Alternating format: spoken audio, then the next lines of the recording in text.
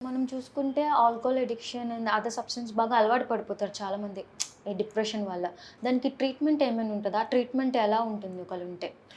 Alcohol addiction అనేది ఇప్పుడు most సొసైటీలో చాలా కామన్ అయిపోయిందండి. ఎందుకంటే ఆల్కహాల్ అవైలబిలిటీ కానీ, లేకపోతే ఇప్పుడు ఆల్కహాల్ యూజ్ చేయడం అనేది ఒక సోషల్ నార్మ్ అయిపోయింది. అంటే చాలా నార్మల్ అనమాట. పార్టీస్‌లో కానీ, లేకపోతే ఒక సోషల్ గ్యాదరింగ్స్‌లో కానీ, లేకపోతే ఏమన్నా ఫ్రెండ్స్ కలిసినప్పుడు కానీ, సో ఆల్కహాల్ యూజ్ చేయడం అనేది చాలా కామన్ అయిపోయింది. కానీ ఆల్కహాల్ వల్ల ఎక్కువ యూజ్ చేయడం వల్ల ఎక్కువ కూడా అవసరం లేదు. చాలామందికి ఏమవుతుంది, కొన్నిసార్లు యూజ్ చేసినాకే వాళ్ళలో ఉండే జీన్స్ కూడా ట్రిగ్గర్ అయ్యే అవకాశం ఉంటుంది. జీన్స్ ఒకటి అండ్ లైఫ్ సిచ్యువేషన్స్ ఒకటి. బాగా స్ట్రెస్‌ఫుల్‌గా ఉన్నప్పుడు ఆల్కహాల్ తీసుకుంటారు. ఆల్కహాల్ అప్పుడు తీసుకున్నప్పుడు ఏమవుతుంది, స్ట్రెస్ రిలీఫ్ అవుతుంది.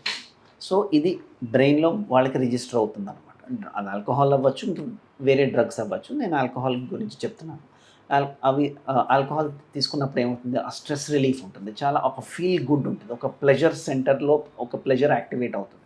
సో చాలా feeling of high and feeling of pleasure and feeling of relief ఇవన్నీ ఉంటాయి. సో ఆ హ్యాపీ ఫీలింగ్ మెయింటైన్ చేయడానికి, ఆ హ్యాపీ ఫీలింగ్ మళ్ళీ మళ్ళీ ఎక్స్పీరియన్స్ చేయడానికి వీళ్ళు ఏం చేస్తారు, మళ్ళీ మళ్ళీ ఆల్కహాల్ తీసుకుంటారు. అది రిపీట్ చేస్తారనమాట.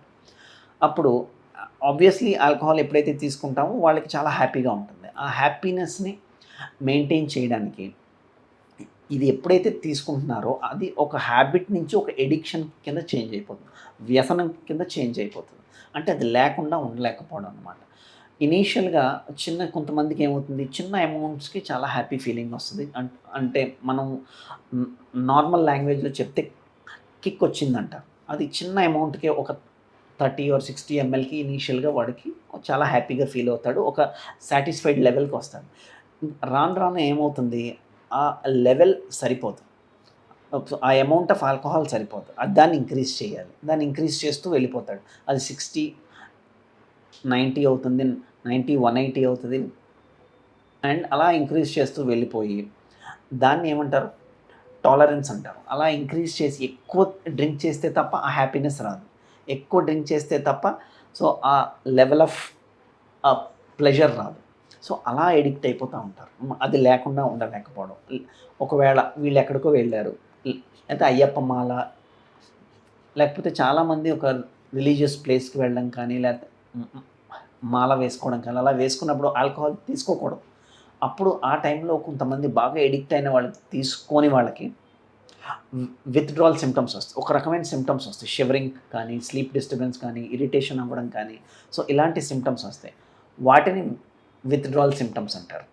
సో నేను ఇవన్నీ ఎందుకు చెప్తున్నానంటే ఒక్కొక్క స్టేజ్లో ఒక్కొక్క ట్రీట్మెంట్ ఉంటుంది. ఇప్పుడు ఇంటాక్సికేషన్ అంటారు. హెవీ డ్రింక్ చేసేస్తారు. కొంతమంది ఆపలేరు. స్టార్ట్ చేశారంటే ఒక 2-3 రోజులు హెవీ డ్రింకింగ్ చేసేసి దాన్ని బింజ్ డ్రింకింగ్ అంటారు. ఆ డ్రింకింగ్‌లో వెళ్ళిపోయి ఇంటాక్సికేటెడ్ స్టేట్‌లోకి వెళ్ళిపోతారు. అది very harmful and very dangerous అనమాట. సో హార్మ్ఫుల్ యూజ్ అవ్వచ్చు, లేకపోతే అబ్యూజ్ అవ్వచ్చు. సో ఇలా వేరియస్ స్టేజెస్ ఉంటాయి. వీటన్నిటికీ కూడా ట్రీట్మెంట్ ఉంటుందండి. అది ఫార్మకలాజికల్ ఇంటర్వెన్షన్ అంటే మనం ఇంజెక్షన్స్ ఇచ్చి, లేకపోతే టాబ్లెట్స్ ఇచ్చి హాస్పిటల్‌లో అడ్మిట్ చేసి మనం ఇమీడియట్‌గా చేసేవి ఫార్మకలాజికల్ ఇంటర్వెన్షన్స్ అంటాం. సో అండ్ సైకోసోషల్ ఇంటర్వెన్షన్స్ అంటే కౌన్సిలింగ్ ఇవ్వడం కానీ, ఒక రీహాబ్ సెంటర్లో పెట్టి ఎవ్రీడే ఒక గ్రూప్ థెరపీ కానీ, లేకపోతే ఇండివిజువల్ ఇంటర్పర్సనల్ థెరపీ ఇవ్వడం కానీ, ఫ్యామిలీ థెరపీస్ ఇవ్వడం. ఇంకా మనకి అసోసియేషన్స్ ఉంటాయి. ఇప్పుడు ఆల్కహాల్ అనానిమస్ అని ఎవ్రీ సిటీలో ఉంటాయి. వాళ్ళు ఏం చేస్తారు, ఆల్కహాలిక్స్ అందరినీ తీసుకొస్తారు. వాళ్ళందరినీ అందరినీ అక్కడ కలెక్ట్ చేసి వాళ్ళ ఎక్స్పీరియన్స్‌లు చెప్తారనమాట. సో అలా ఆల్కహాల్ అనానిమస్ అని చెప్పి ఒక చిన్న గ్రూప్, సెల్ఫ్ హెల్ప్ గ్రూప్ అనమాట.